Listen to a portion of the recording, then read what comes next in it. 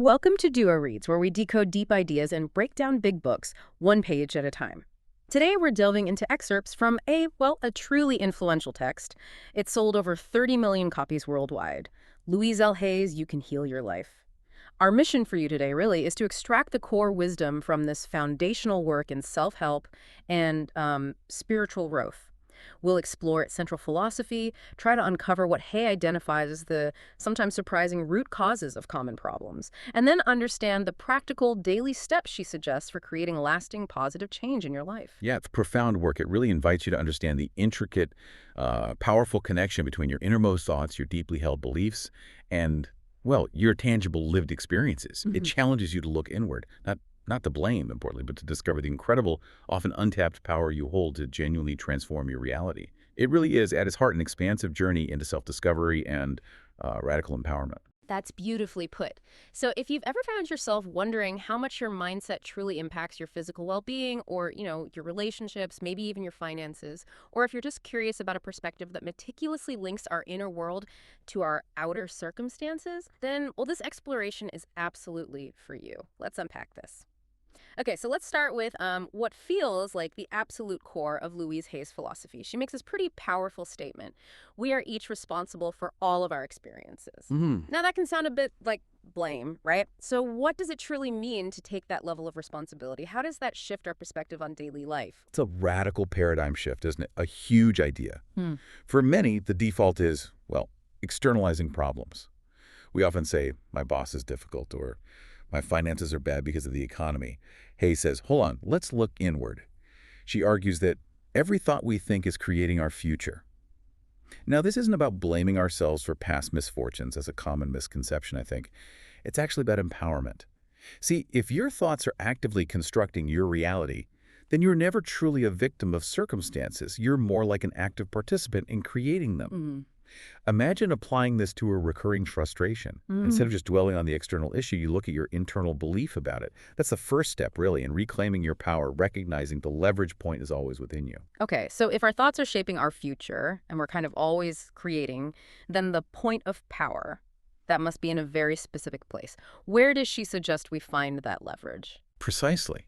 Hay emphasizes the point of power is always in the present moment. Yeah. This is where you can consciously choose new thoughts and beliefs right now, rather than, unconsciously replaying old patterns or dwelling on the past. The past is done. The future isn't here yet.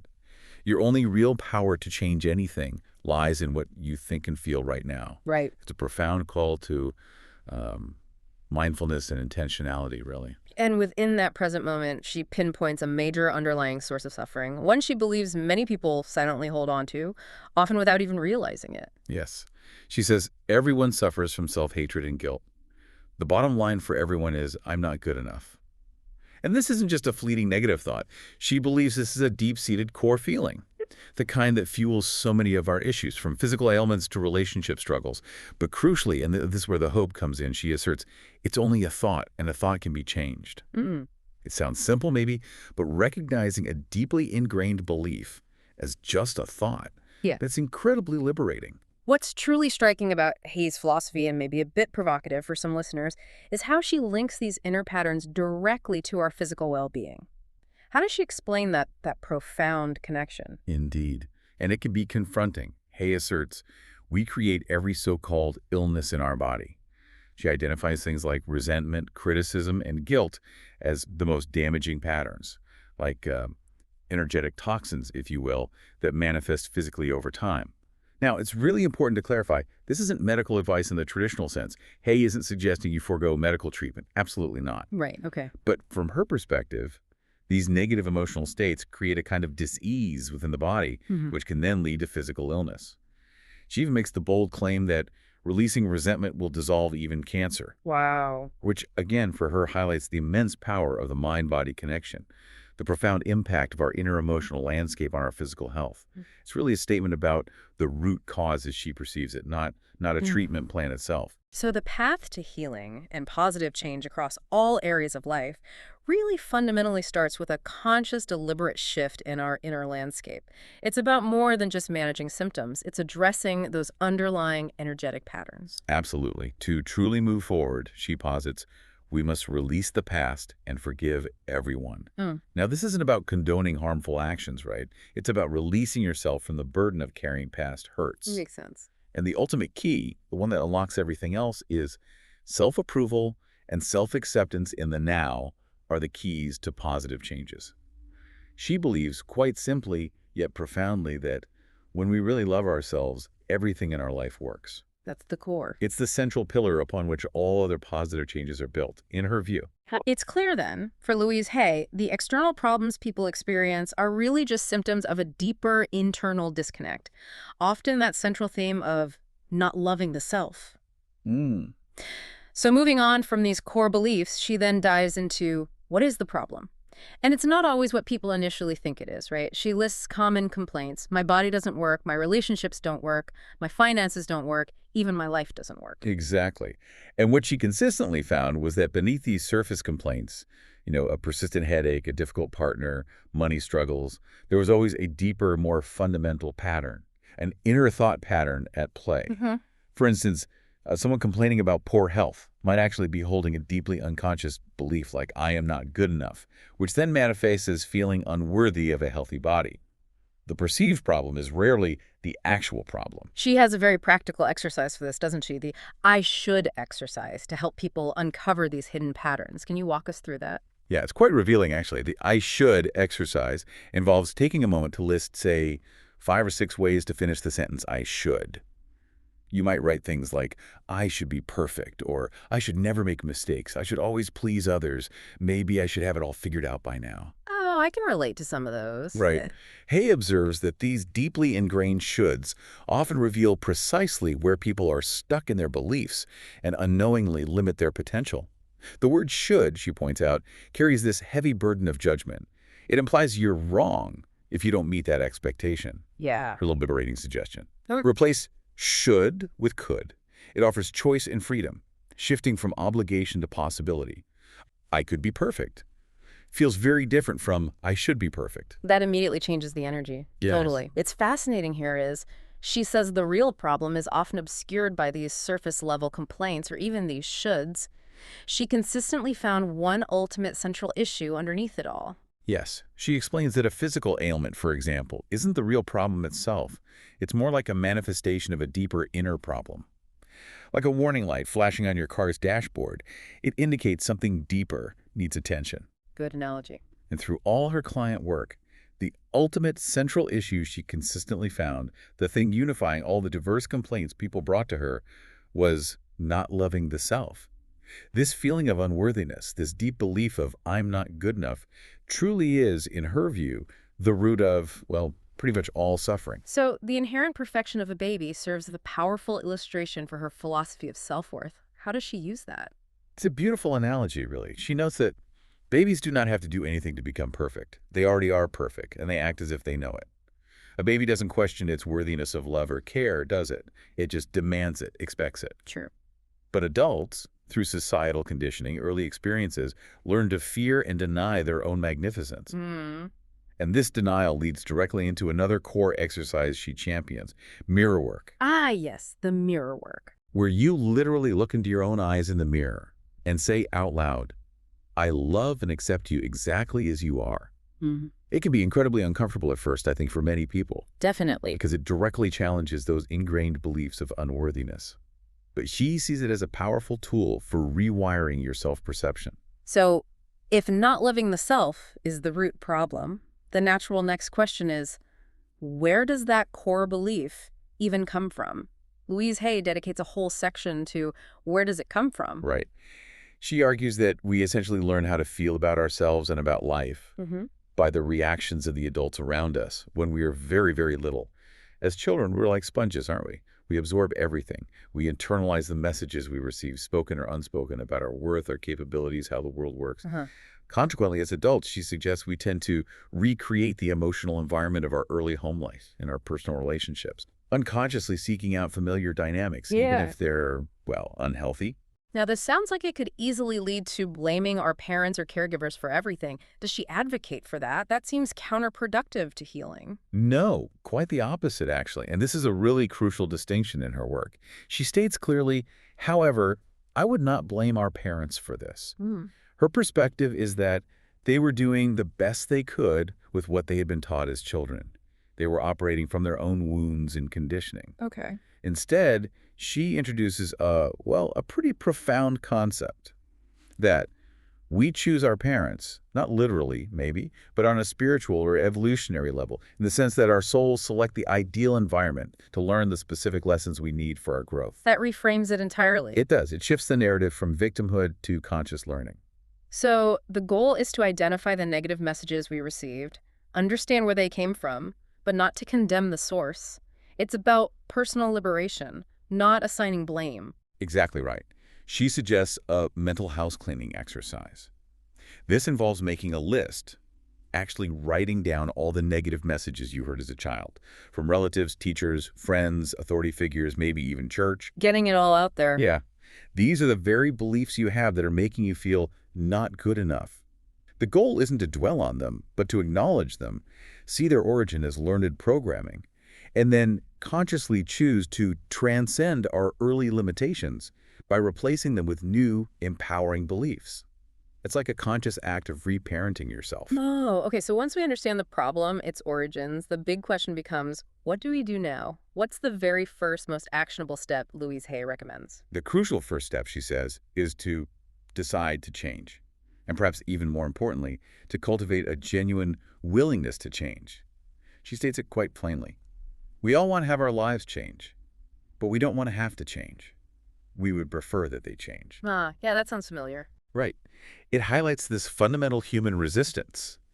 We want the outcome of change without doing the inner work of changing ourselves. So that initial willingness, that openness is key. It shifts the focus from external circumstances to your internal agency. So moving from wanting the outside to change to being willing to change inside. And she brings back this idea of house cleaning for our mental spaces. Yes, it's about diligently going through your mental rooms, as she puts it, examining the thoughts and beliefs within, much like you'd declutter a physical space. And she offers a simple yet powerful affirmation for this stage. I am willing to change. Just the willingness. Exactly. It isn't about knowing how to change yet, just having the openness. And she notes there are many ways to change, which she really champions through a holistic lens. Mental approaches like affirmations, spiritual practices like meditation, prayer, and also physical support through holistic healing, nutrition. It's an all-encompassing mind, body, spirit approach. Now, even with that willingness, something often crops up to stop us, right? Something that prevents us from moving forward. She calls this resistance. That's right, resistance to change. Awareness, she emphasizes again and again, is the first step in healing or changing.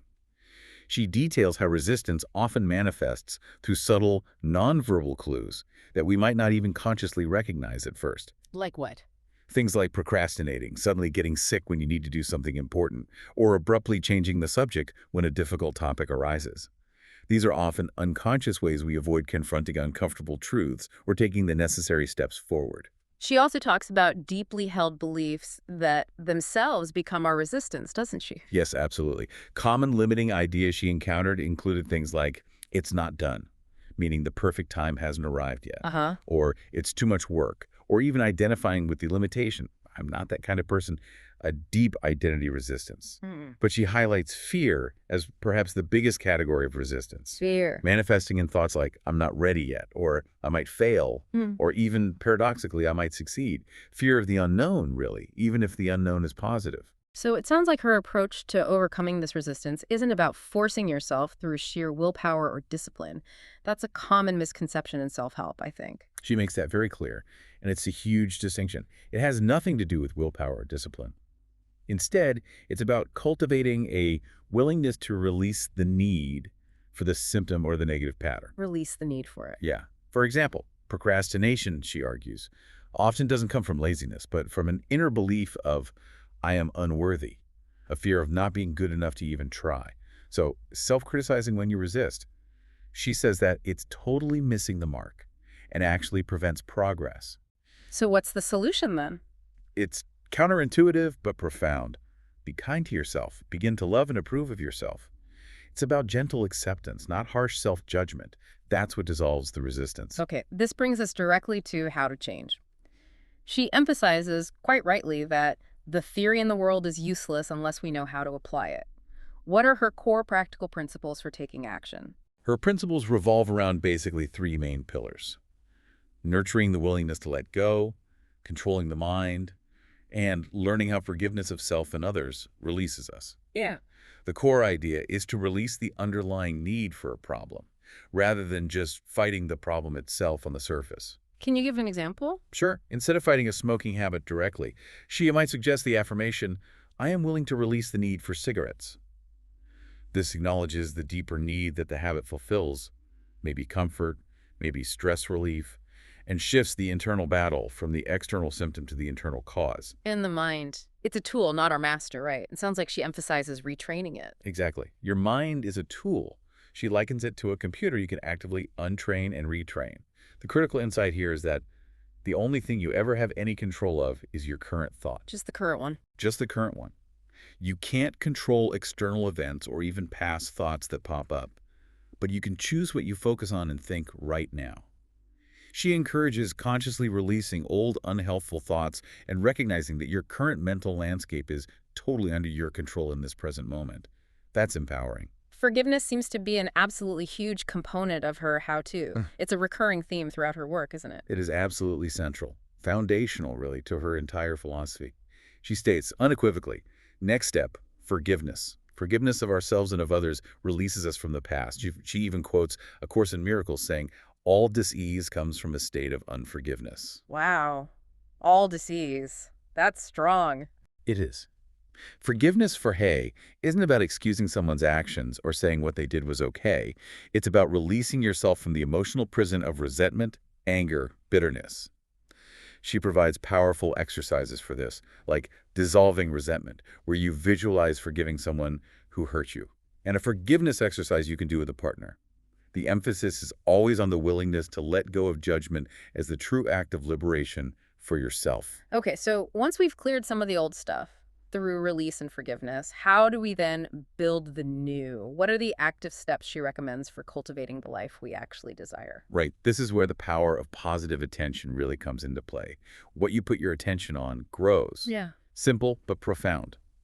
She introduces affirmations as a primary, non-negotiable tool for this. The positive statements. Exactly. And these positive statements must always be in the present tense. For example, not I will be slender, but I am slender. Not I will be prosperous, but I am prosperous. I am totally healthy. Why the present tense specifically? Because, she explains, the subconscious mind is like an obedient servant. It doesn't really question or analyze. It just takes your commands, your declarations at face value. So if you consistently feed it positive declarations as if they are already true, it works tirelessly behind the scenes to manifest those declarations as your reality. It's like programming your internal supercomputer. And loving the self is reiterated again and again. It seems like the ultimate magic wand that makes all these other processes truly effective. Yes, absolutely. Self-approval and self-acceptance are the foundational key to everything else working. She offers a very practical exercise, I approve of myself. It's a powerful way to actively train the mind to counter those old ingrained self-criticisms we all have. Just repeating, I approve of myself. Yeah, sometimes over and over. The core idea is that self-acceptance is releasing other people's opinions about who you should be, what you should do, what you deserve. It's about reconnecting with that innate, perfect, baby-like self-worth that she believes we all start with. She uses a beautiful analogy, too, to help us understand this process of creating new changes. Ah, the planting seeds analogy. Yes. Think of a healthy tomato plant growing from just a tiny seed, right? Nourished by the sun and water. Your new experiences, your desired life, are like these seeds. They are brought forth by consistently planting positive thoughts and affirmations. But you have to tend the garden. Exactly. Just like a seed needs care, you have to consistently water and nurture your new thoughts. And she adds the important element that you have to truly feel you deserve your good for those seeds to fully blossom.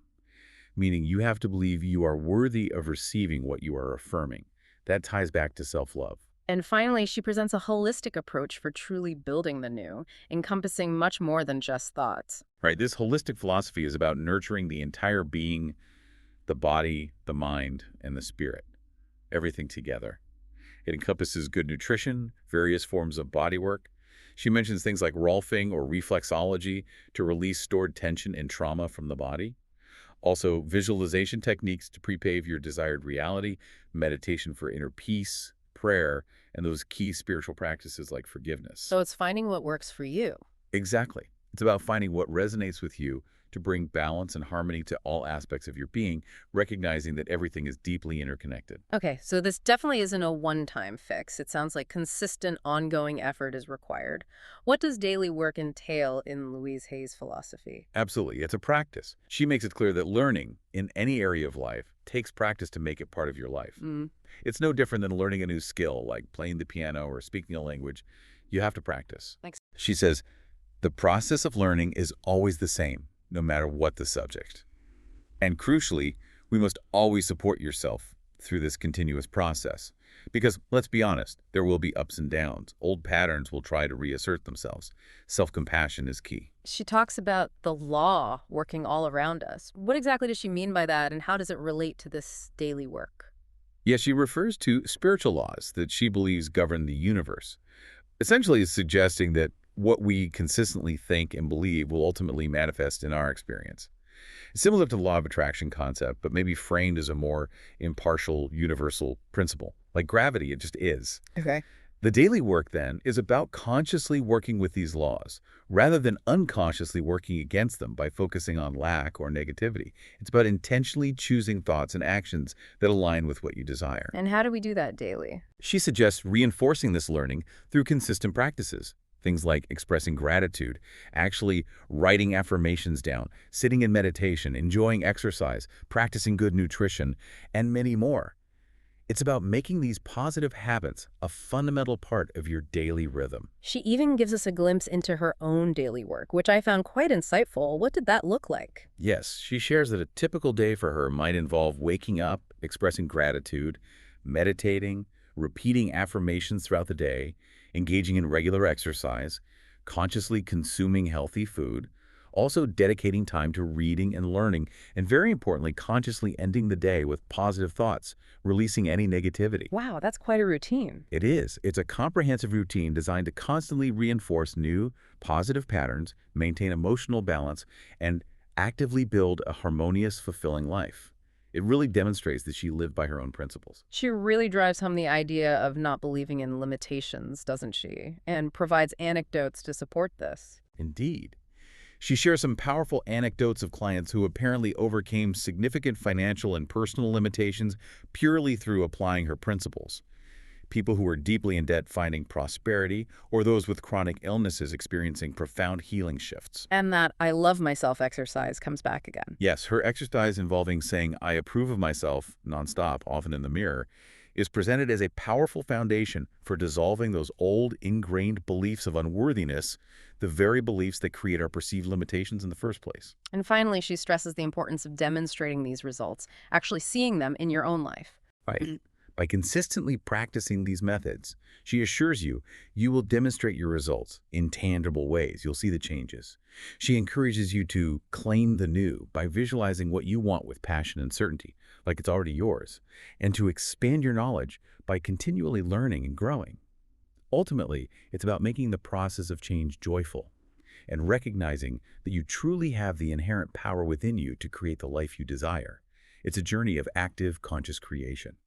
This exploration into You Can Heal Your Life by Louise Hay has, wow, really shown us a complete integrated philosophy of self-empowerment. It starts with that quite radical idea that we are responsible for all our experiences and that our thoughts are constantly creating our future. Yeah, and it moves logically through identifying that deep-seated I'm not good enough belief that she sees underlying so many problems, tracing those beliefs back to childhood conditioning, and then providing very clear, albeit sometimes challenging, methods for transformation. Things like forgiveness, those powerful affirmations, and consistent daily work to rewire your entire being. What really stands out to me is how interconnected she makes everything: our physical health, our relationships, our finances. For Hay, it all seems to stem from our inner mental and emotional patterns. It's truly a comprehensive framework for personal growth and holistic well-being. Yes, exactly. And it emphasizes that changing your life isn't so much about brute willpower, is it? It's more about cultivating a deep willingness to release old, limiting patterns and embrace profound self-love and self-acceptance. It's really a powerful call to conscious, maybe even joyful, participation in our own healing and flourishing. So, as you reflect on this journey into Louise Hay's world, maybe consider this. If every single moment is truly a new beginning point, a point where you can choose to think and believe differently, what one small positive thought will you choose to plant today to begin cultivating the future you truly desire? Hmm. A powerful question for you to ponder and maybe even act upon. We certainly hope this exploration has given you some valuable insights and perhaps some actionable ideas. Thank you for joining us for this session. We look forward to our next exploration with you.